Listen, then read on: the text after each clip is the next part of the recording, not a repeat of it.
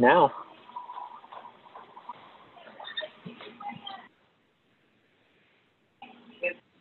All right, we are getting our first couple of attendees. Welcome to today's webinar, everyone. I'd like to welcome you all to what can life science startups learn from the Titanic and Theranos. I'm going to ask the previous attendees, Dr. Kim Saxton, Dr. Tad Saxton, Dr. Hausfeld, to do a quick sound check. Dr. Kim Saxton, could you please say your name, title, and organization, please? Hi, this is Kim Saxton. I'm with the Kelley School of Business at the Indiana University, and I am a clinical professor of marketing. Very good. Dr. Todd Saxton. I am Todd Saxton, Associate Professor and Indiana Venture Faculty Fellow at the IU Kelley School and Vice President of Business Development for the Regenstrief Institute. Welcome. And last but not least, Dr. Jeff Hausfeld. Hi, Jeff Hausfeld here. I am one of the co-founders and the chairman of the board of the Society of Physician Entrepreneurs, the host of this program. Very good. I can hear you all loud and clear. We're just going to wait a few seconds to see if anyone's having any technical issues. We're at about 12 attendees and climbing, so we'll start in about 30 seconds. That sounds great. Okay.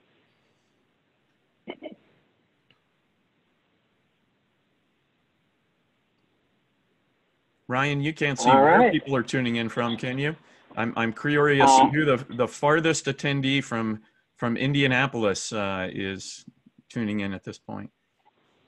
It's got to be farther than where Jeff and I are in DC, so let's have them chat where everyone's from when we get started. And let's go ahead and kick it off. Again, thanks everyone for joining and taking the time to participate in today's webcast on what can life science startups learn from Titanic and Theranos. My name is Ryan Chankoko with the Physician's Edge, and I will serve as your host for today's webinar, here to ensure that everything goes smoothly for our three panels. I'll keep an eye out for questions in the chat box, as well as work on any technical issues behind the scenes. And I have the pleasure of introducing our three panelists, and I'll start with Dr. Jeff Hausfeld, the co-founder of the Society of Physician Entrepreneurs, serves as the chairman of the board. Dr. Hausfeld also serves as chairman of the board and chief medical officer for Maryland-based biosimilars company, Biofactura. It's a pleasure to also introduce and welcome Dr. Todd Saxton and Dr. Kim Saxton. Dr. Todd Saxton is an award-winning professor of strategy and entrepreneurship. He's advised, helped launch, and invested in hundreds of startups spanning from life sciences, software, sports, consumer products, and services. Dr. Saxton also serves on the board of multiple entrepreneurial ventures, including Vision Tech, Angel Partners, and the largest angel investing group in Indiana, Diagnotes, a venture-funded health IT firm that he helped found. Pleasure to have you, Dr. Saxton. And last but not least, thank you, Dr. Kim Saxton. Dr. Kim Saxton has over 30 years of marketing and market research experience working with large corporations, startups, and medium-sized businesses for research on market segmentation, branding, and venture ecosystems have received national recognition. Dr. Kim Saxton has also won numerous school-wide teaching awards, including the President's Award for Teaching Excellence for all of the IU system. Welcome to all three of you, and thank you so much for joining. Thank you. Pleasure. All right, and before I turn it over to our host, Dr. Jeff Hausfeld, just want to remind anyone to add any comments or questions in the chat function, and I'll have our panelists address them throughout and at the end of the presentation. So without further ado, Dr. H, I'm going to turn the mic over to you. Thank you. Thank you, Ryan. Well, a few months ago, I had the pleasure of having Todd and Kim Saxton come to the National Capital SOAP chapter and deliver a presentation on the Titanic Effect. I thought it had so much meat to it and so much important information that we decided to put it into one of SOAP's webinars so we could reach a larger audience. For those of you that don't know it, the Society of Physician Entrepreneurs is a global healthcare life science innovation collective with now almost 30,000 LinkedIn members and 30 chapters throughout the world. So we may have a chapter in your area. If we don't, this webinar is a way of reaching all of you. And I know that you'll get something out of this evening's event And if you listen to it at another time, please feel free to comment and write to us. We'd like to hear your feedback. Todd and Kim, I'll let you take it over from here and introduce the Titanic Effect and its relation to life science startups. Well, thanks so much to both of you for hosting and allowing us this opportunity, and the kind words, Jeff. It meant a lot for us to be able to come out and do our first SOAP chapter talk out there, actually with the national chapter with you and the group. So nice way to kick things off for us. And again, Ryan and your colleague, Zach, we appreciate everything you've done to help set this up. And welcome, everyone. We're delighted to share our framework for the Titanic Effect, and hope it brings some help and some ideas to you, whether you're an entrepreneur, founder, helping a startup, investing in one, advising, or just an interested member of the venture community. Hopefully this leaves you with some things to think about and perhaps work on if you're working with a startup. So we are going to draw throughout the presentation here on two primary examples. I'll speak to the bottom right first. That is the Titanic being built there in the shipyard. And there are some very interesting parallels for White Star Line, which is the company that built and operated the Titanic, as well as the ship itself in terms of decisions that were made. And then also something that has come up a little more recently than the Titanic, and also a little more relevant to life science startups, which is Theranos. We got a lot of our material from John Carreyrou's book, Bad Blood. There's certainly a lot of other press and sources of information out there, but highly recommend this book to either listen to on a drive or read if you're so inclined, however you consume these things. And a lot of things that we won't even go into, but was very helpful for us in kind of framing the Theranos story. And if nothing else, you have to applaud Elizabeth Holmes for being persistent over many years. And certainly there were many opportunities to get knocked down and get back up over and over again. And we'll be sharing some of those reasons for getting knocked up, whether knocked down, whether she should have gotten back up or not. We'll leave that to you folks to decide. We're going to start off with a poll, so there will be a few opportunities throughout for kind of audience participation here. So Ryan, if you don't mind queuing up the first poll.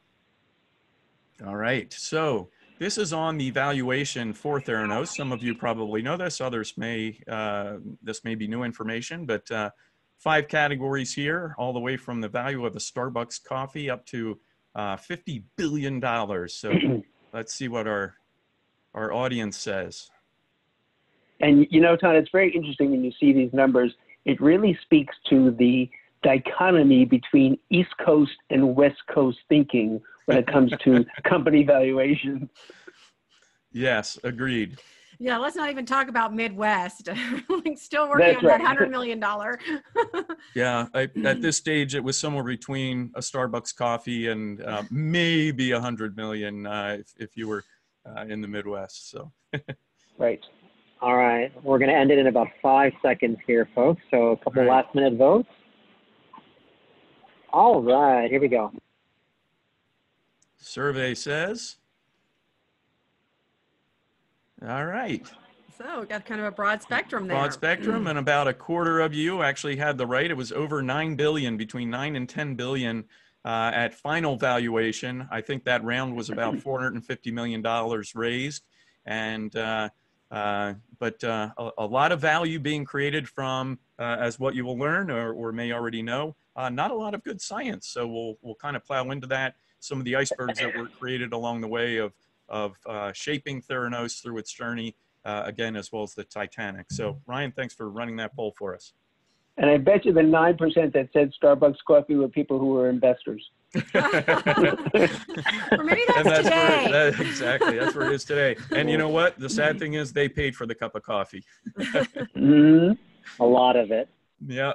All right. So just one of the kind of framing things, and this gets back to kind of the overall concepts that we'll be talking about, is the difference between uncertainty and risk. And I think hopefully this is helpful to you, but also really sets up our whole framework and why we've set it up in terms of these hidden debts. So when you think about risk, you are typically talking about probabilistic types of events or games. So if you think about dice, for example, or games of cards, where there is a known range of outcomes and even a known distribution. So you might not know the exact math, but you have some sense that rolling a 7 is more likely than rolling a 12 or a 2.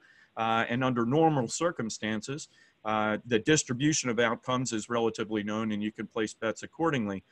The entrepreneurial journey is actually much more about a journey of uncertainty. You don't really know the range of outcomes and certainly the probabilities in terms of distribution. Entrepreneurs tend to think the likelihood of success is much higher. Investors and interested others tend to think it's a little bit lower. But one of the things this sets up, just as educators, Kim and I are both professors at IU Kelley School, and I can't teach my students, I can't teach entrepreneurs, we can help you get better at games of risk. We could spend a lot of time together and you're not going to get any better at rolling a 7 or an 11 or whatever it is that you need to get that return.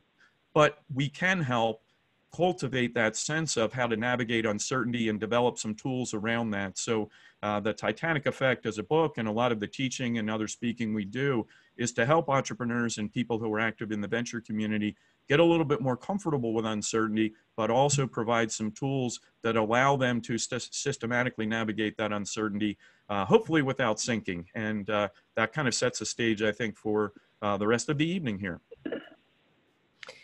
So we need to recognize that startups have a development path, and it kind of starts with having an idea, and there's no money involved at this point in time. You're trying to flesh out, how good is this idea? What should this idea be? How does this translate into a product?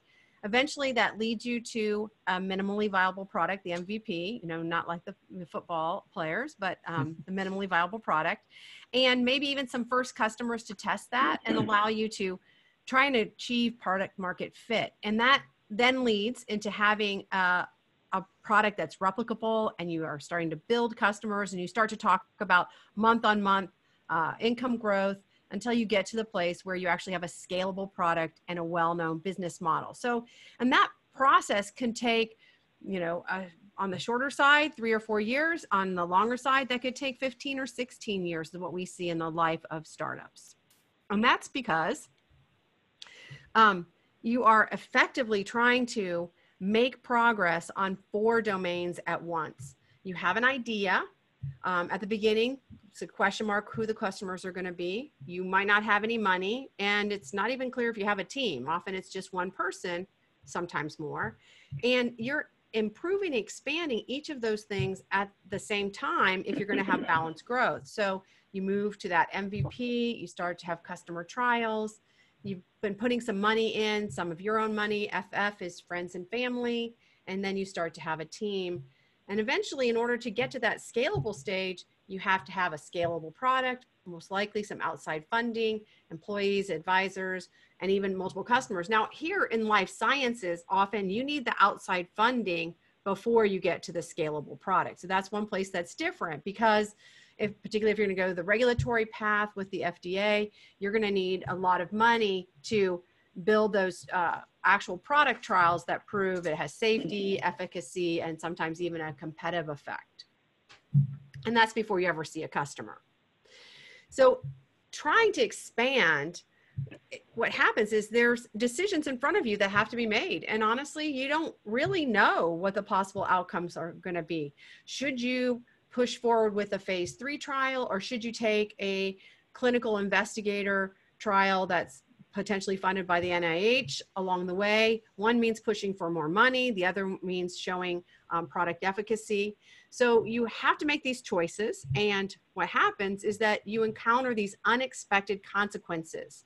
We call those hidden debts. That's like the iceberg, the part that's under the water that you don't see at the time that you're making the choice, but that actually is typically bigger and more immovable than the part that you do see. And so what we've seen with startups, and particularly with Theranos, is that these things interact to cause the catastrophic failure, which is what we've deemed the Titanic effect. So in order to move forward, as we said, you're navigating through 4 oceans is the metaphor that we've used. So we have the human ocean, the marketing ocean, the technical ocean, and the strategy ocean. Clearly in life sciences, there's also going to be some legal regulatory issues.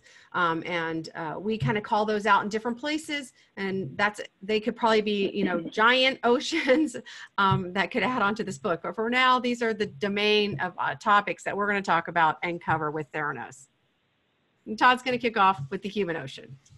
Right, and before I continue, I should just let you know, if in the screen that you're seeing with Kim and myself, we are not actually in Antarctica, but that shimmering is appearing because we have a virtual background. So as we move a little bit, sometimes the camera doesn't pick us up as well.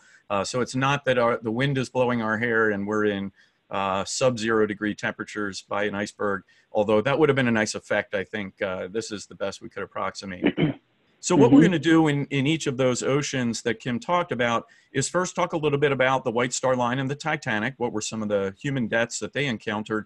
Kind of frame more broadly what are the questions or the seas within that ocean, and then turn it to Theranos and talk about some of the parallels that existed with Theranos to, again, give you some framing, the past, the present, a little more life science oriented, and then what are some of the key takeaways from each of those arenas. So not sure if you recognize this fellow here, but this is the captain of the Titanic, Edward Smith. And he had gone 40 years without an accident, you know, couldn't have in some ways a better captain.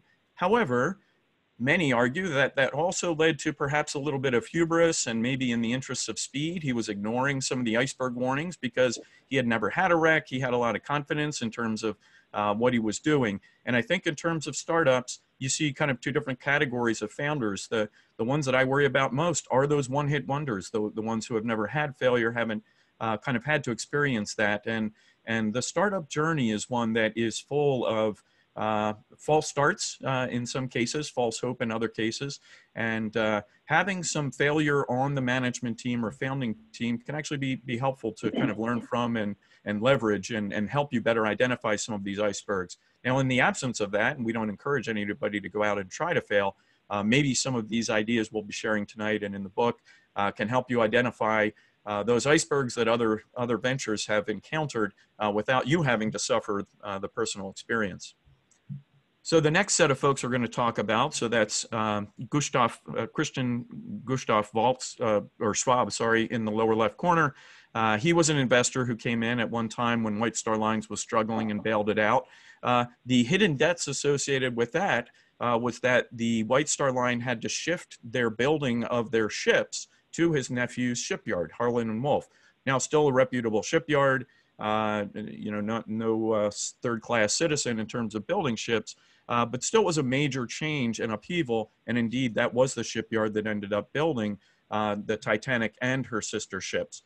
In the upper right-hand corner is J.P. Morgan of the bank fame. You may associate that with J.P. Morgan Chase today, but he was a banking iconoclast in the late 1800s into the early 1900s, who became involved, got on the board, and helped architect a major change in strategy for the White Star Line from primarily being based and driven by speed to competing instead on size and luxury, which again was part of the design and went into the Titanic and her sister ships. The last category we'll talk about in the human ocean are the employees. This is a picture of some of the crew of the Titanic. And unfortunately, while they had a lot of great chefs and people who could provide for a really luxurious experience, and a lot of engineers who knew how to keep the engines running, fewer than 8%, less than 8% of the crew were able-bodied seamen who knew how to do important things like, for example, load a lifeboat. So when it came for safety and key decision points, unfortunately, a very small percent of the crew kind of had that training and capability. So how does that translate in terms of the, excuse the extension of the metaphor here, but the seas within the human ocean? First of all, the founding team and having the right leadership team on the bridge. Second, finding the right funders or supporters. Those are typically your investors and advisors, and there are pluses and minuses associated with that group. And then finally, hiring the right crew, getting the right people in those first hires, and then as you start to scale, what are some of the challenges that can arise? So first, we're going to turn to the founding team C. This is Elizabeth Holmes, the founder of Theranos.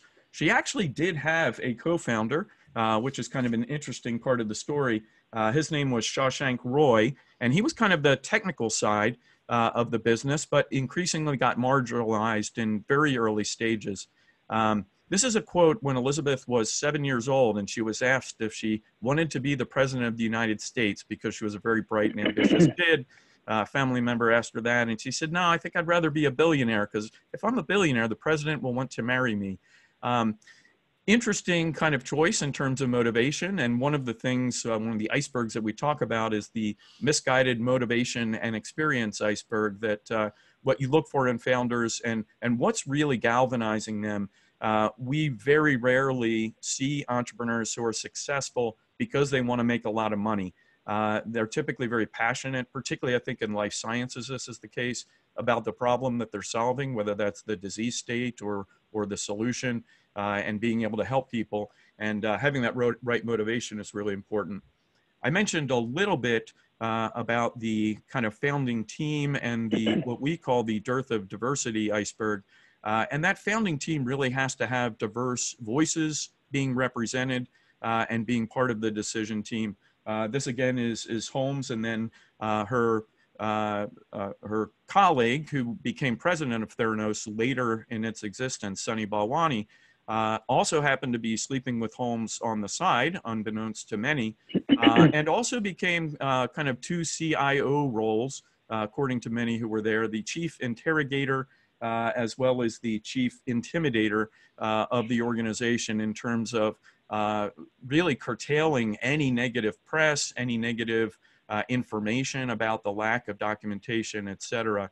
And the two of these folks really did a very effective job of really limiting the input of others on the management team, on the founding team, information flowing up from employees, and even in terms of board influence, which we'll talk about in a little bit. So poll number 2, Theranos Board of Directors. Ryan, could you bring that up for us?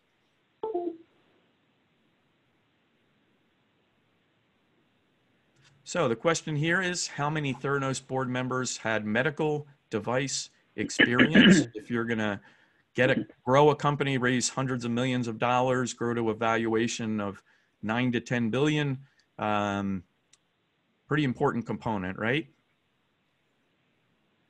Mm-hmm.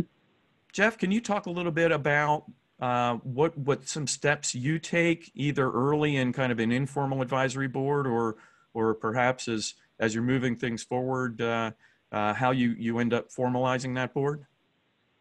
Well, you know, SOAP deals with physicians, healthcare providers, and scientists, PhDs, postdocs, software engineers, hardware engineers, people who are really smart at what they do, but sometimes lack an executive temperament.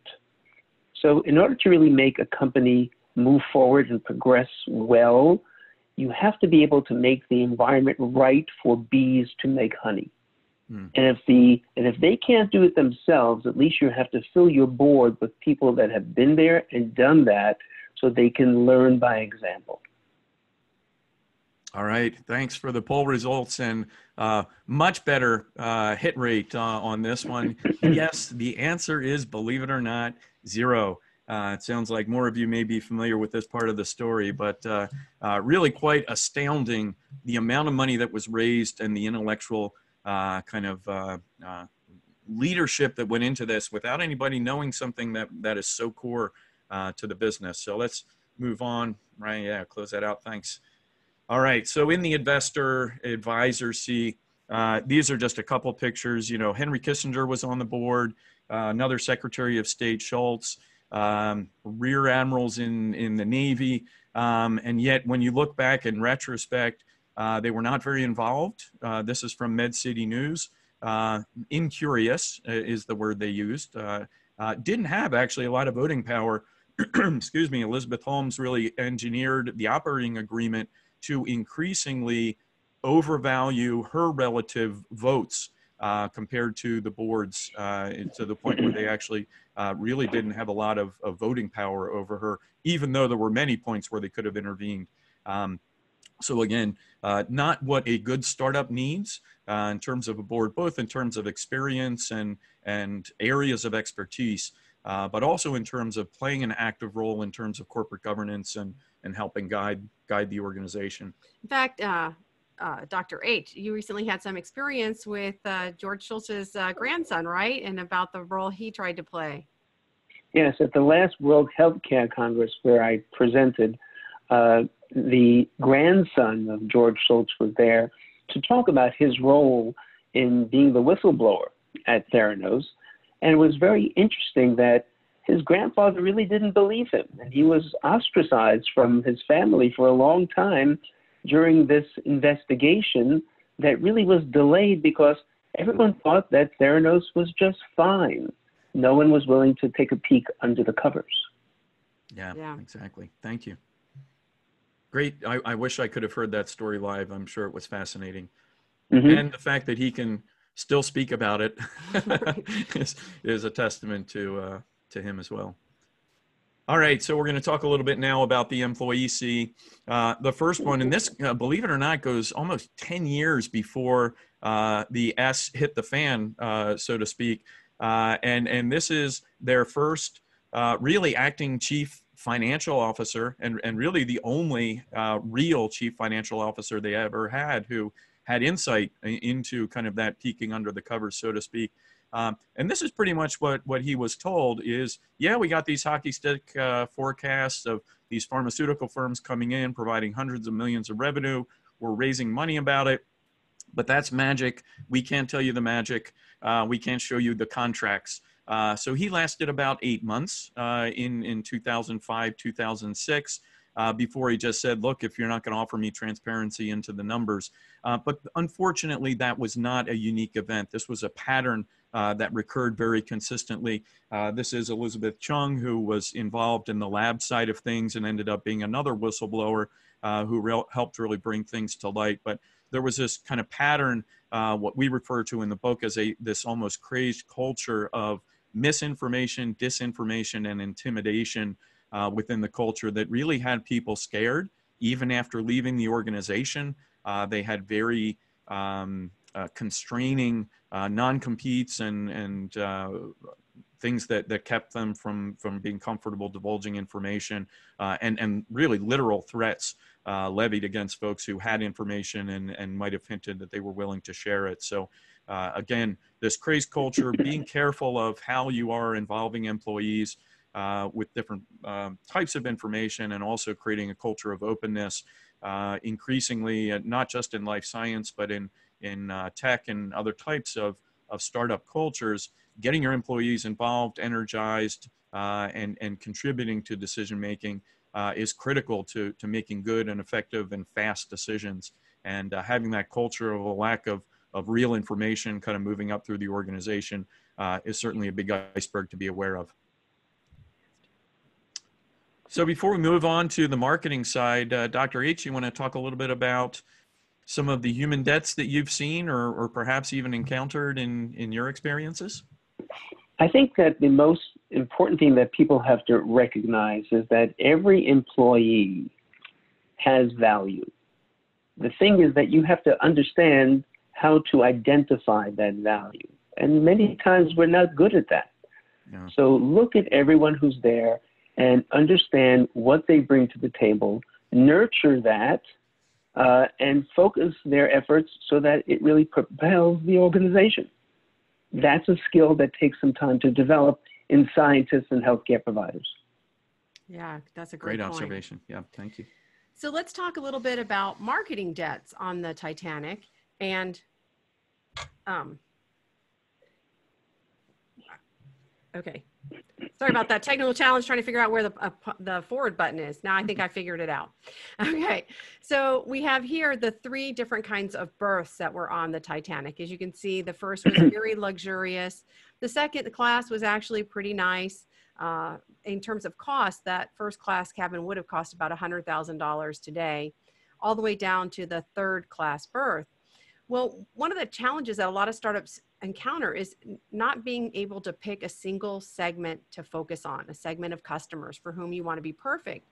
In this case, because of the size of the Titanic, they really needed to have these 3 classes, but to carry out making all of them happy and even having them be there for the same reason. So the luxurious first class was rich Americans who were trying to cross the ocean for status.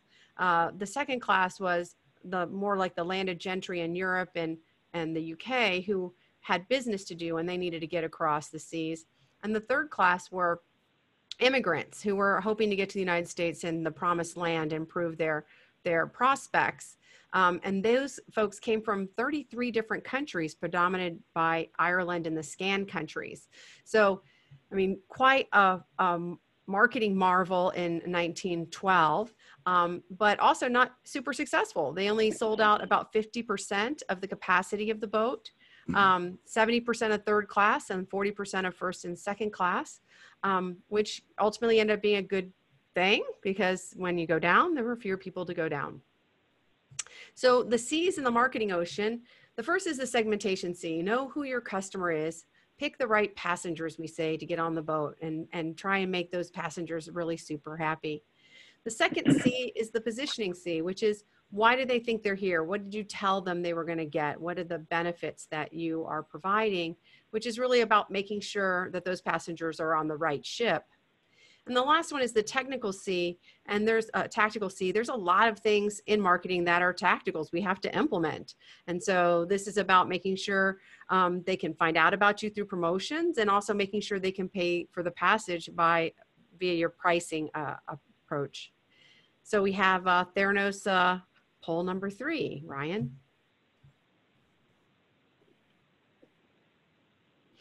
So there we go. Yeah. What was the biggest marketing challenge Theranos faced?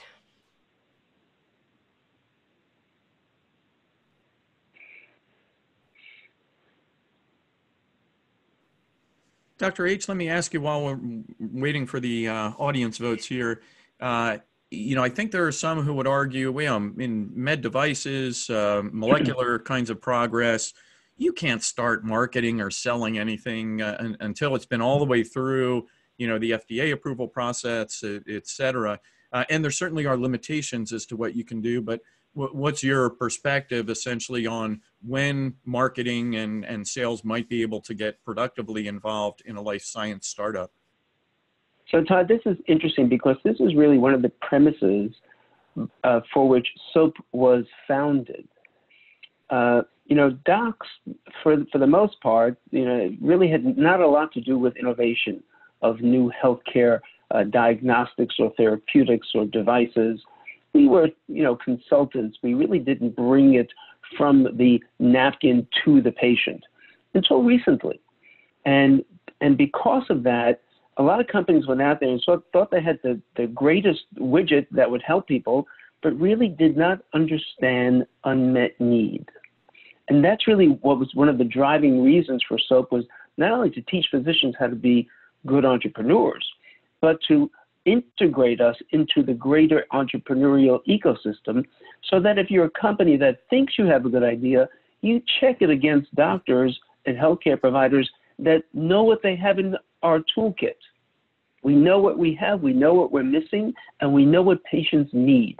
That's a key ingredient, and that is an essential initial step in the marketing of your device or compound. Well said. I agree 100%. And it looks like we can't fool everybody, right? So 45% of you got that, in fact, showing proof of concept that the product worked, as well as fooling all of the people all the time were the challenges that Theranos faced. Thanks for the poll, Ryan. And in fairness, Theranos actually did a really good job in marketing. That was a strength that they brought to the table. So remember we showed those concentric circles before, and the way we really mapped them is that the idea was still at the very early stage of really just an idea, but they had customers, they had outside funding, and actually they had quite a large set of employees and advisors. So let's talk a little bit about some of the marketing strengths that they had. Early on, in the early years through around 2010, let's say, they did a really good job of thinking about, okay, so where should blood testing be? Clinical trials. And so they reached out to big pharma, most notably Novartis, but also AstraZeneca, Pfizer, Bristol Myers Squibb, GlaxoSmithKline, Celgene. So they had actually a really good focus on using this product in clinical trials. Sadly, they faked the results there and the product didn't work very well. And so they actually had to move to a new segment that we'll talk about in a minute. But they had a great segmentation. They just really weren't able to implement against it very well because the product itself was a problem.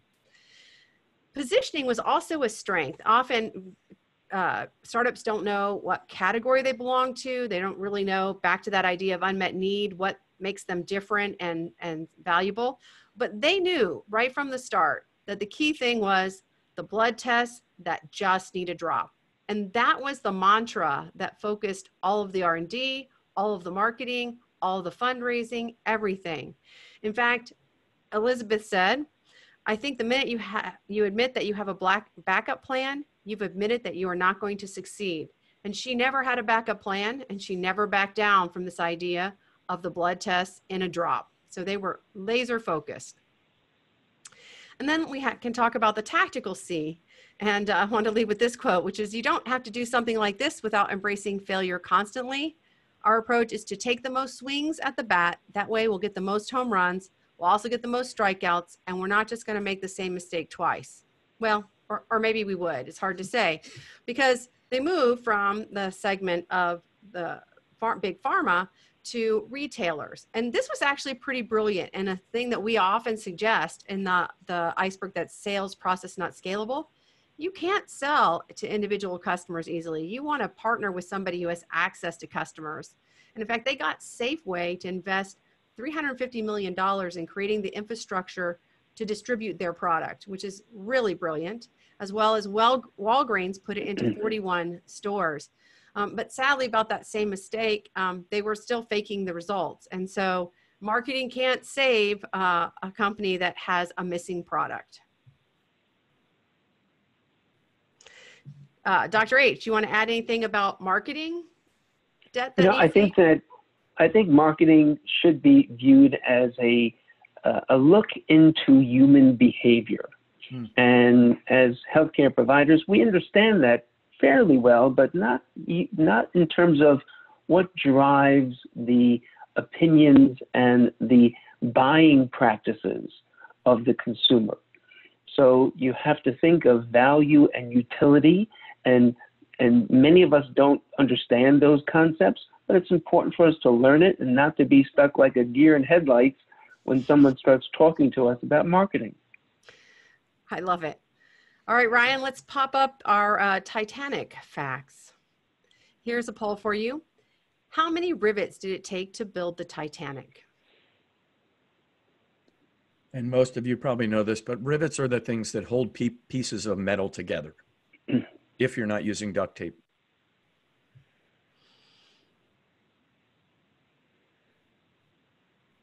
All right.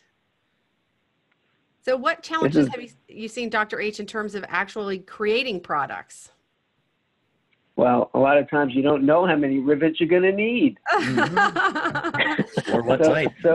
Right, or what type, or who is qualified to put them on, and then how do you do the quality assurance for that they're going to really stay where you put them? So this is an interesting question. I'm anxious to see what the audience says is the correct number.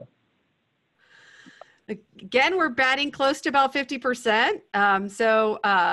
The actual number was 3 million, and that's in part because they were building 3 ships. All 3 were giant ships. Wow. And innovating techniques for cold rolled steel and the size of the steel panels that could be managed. But that's a lot of rivets. In fact, as we'll talk about in a minute, maybe more rivets than could be made in Ireland. So this is the dining room on the Titanic, which is a beautiful 2-story dining room.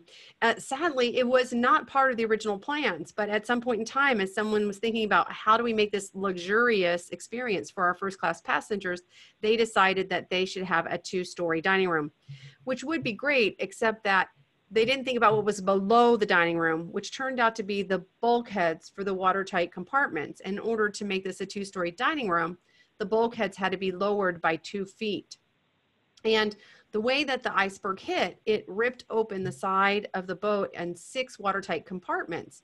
And these bulkheads allowed water to flow over the top. And because they were 2 feet shorter, all the water flowed to the front of the boat where it was ripped and it was taking on water. And that caused the bow of the boat to sink in the water more, pulling the rear up in the air, which caused the boat to be torn in half. And so if they'd had 2 more feet of bulkhead, there's a good chance that they wouldn't have had the same amount of damage and the catastrophic failure that ended up. In fact, after this, White Star went back and raised the bulkheads in the 2 sister ships, and eventually that became the regulation. That was the height that the bulkheads had to be. But secondly, we have these beautiful promenades. And particularly for the first class passengers, what would they not want to look at? Well, they would not want to look at lifeboats. So the original design had twice as many lifeboats, and in the development process, they removed half of them in order to make the beautiful views. And then third, as we talked about, the rivets. 3 million rivets is a lot of rivets. And so they ran out of the forged iron and instead used a slag in some of the rivets. And you can see what the quality of the rivets, just back to your question, how do we QC and quality assure the rivets? That ended up being a problem. Sadly, it turns out that those lower quality rivets also happen to be in the front of the boat where the iceberg hit. So the damage was actually stronger because the rivets didn't withstand the pressure. So the C's in the technical ocean, we call the first C the validation C, and this is about making sure you're building the right ship. And then the design C, and this is about plotting the right course for product development over time. And then development C is to stay on course. And so we'll talk a little bit about Theranos, and this is probably where they had the biggest challenges. So in the validation C, what they were trying to do is try to improve the technology on 3 dimensions simultaneously. They wanted to lower the amount of blood needed to a single drop. They wanted to be able to do more tests in a unit than is typically done now. And then they wanted that unit to be in a smaller footprint.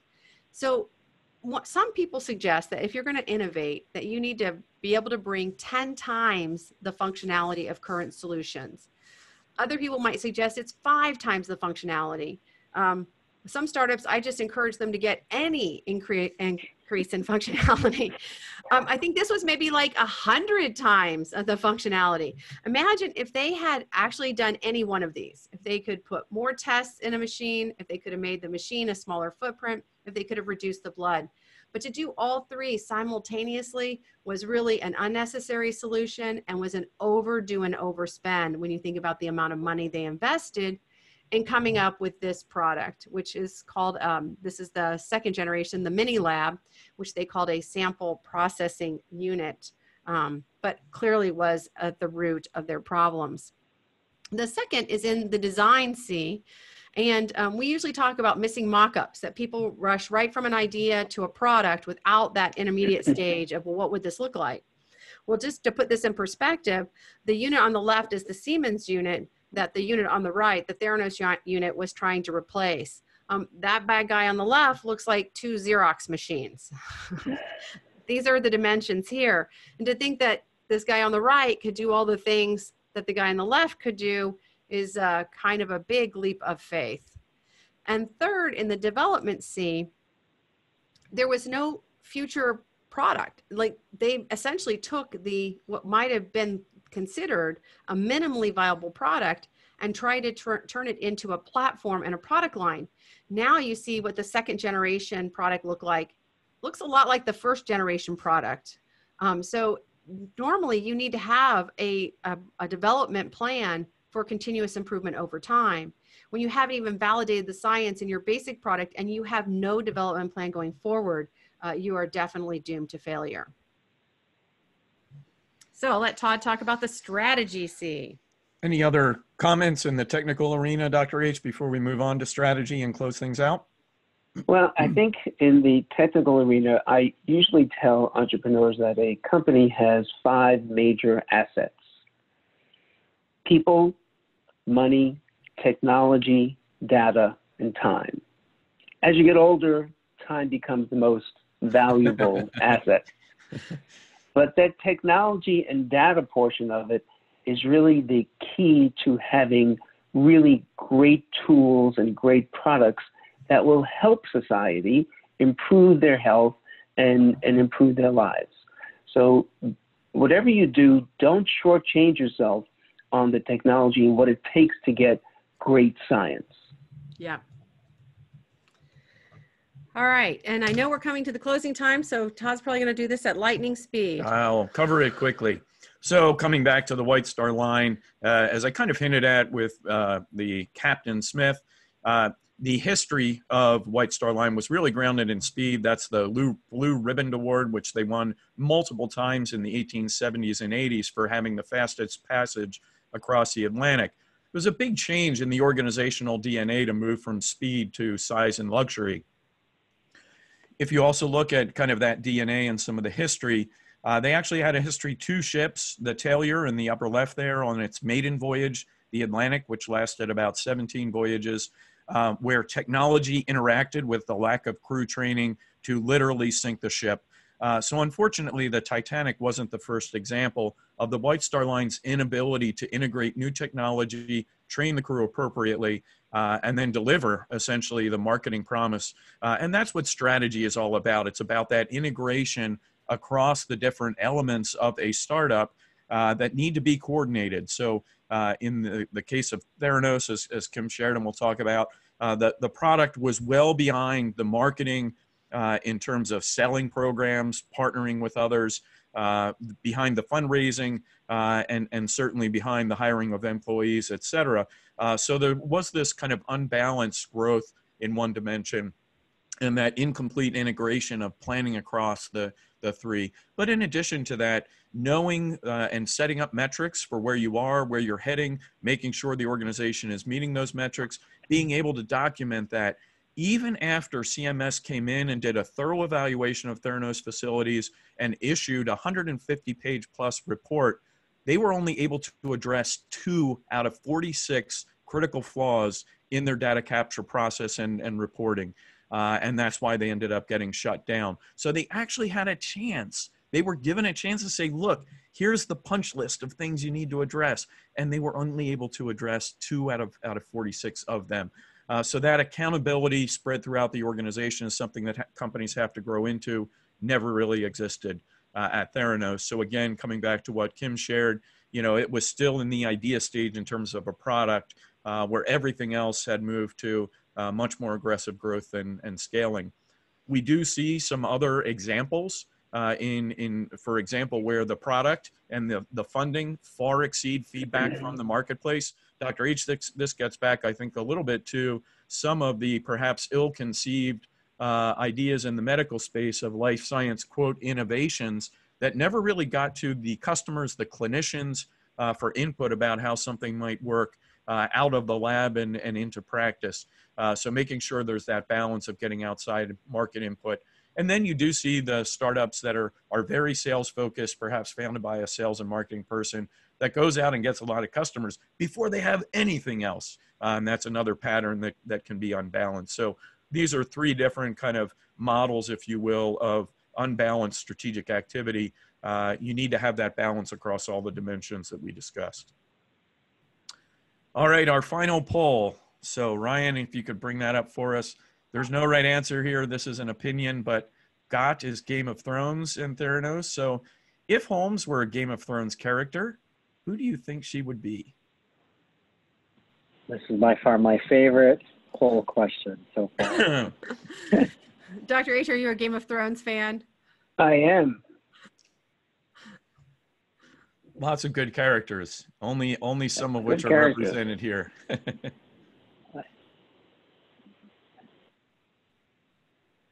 I'll give it 10 more seconds here.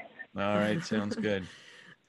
This was actually the most fun to create as well, Ryan. So depending on the day, I vary as to which I think is the right answer. Yes, exactly. I'm geeking out over here. All right. All right. Again, yeah. No right answer. I did like the little finger with little blood. Those seem, be consistent with the brand promise, Well, if you you know will. that I like Jon Snow, and she did know nothing. Oh, of course.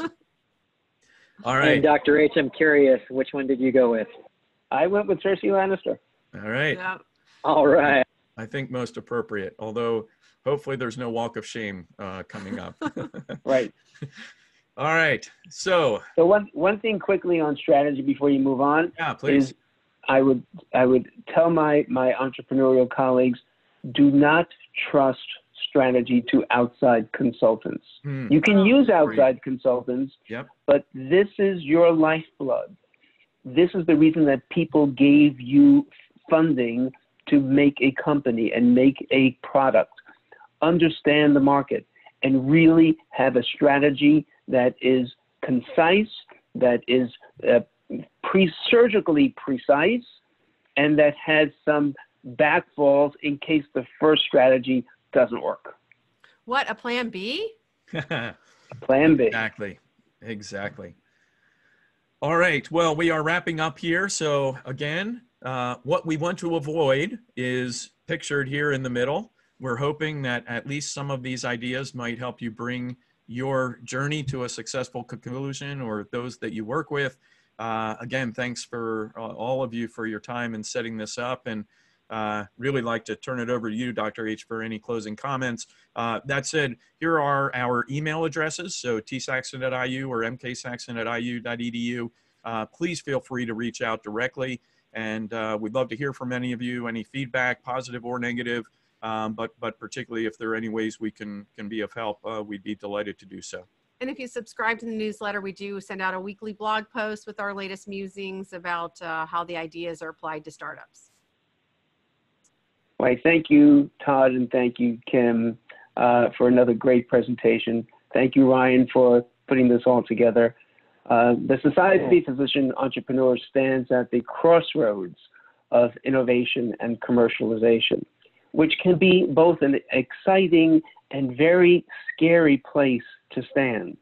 So I'll leave you all with this thought. Be honest, be real, but imagine a world where failure is not an option. Always being prepared to pivot and navigate those inevitable choppy seas. Thank you all. Nicely done. Love it. Thank you. Good night, All everyone. right, and that concludes this webinar. Thank you, Dr. Todd, Dr. Kim Saxton, Dr. H. Pleasure working with you, and as always, and everyone will give you your evening back. Hope you all have a lovely day. Thank you. Thank you. Thank you.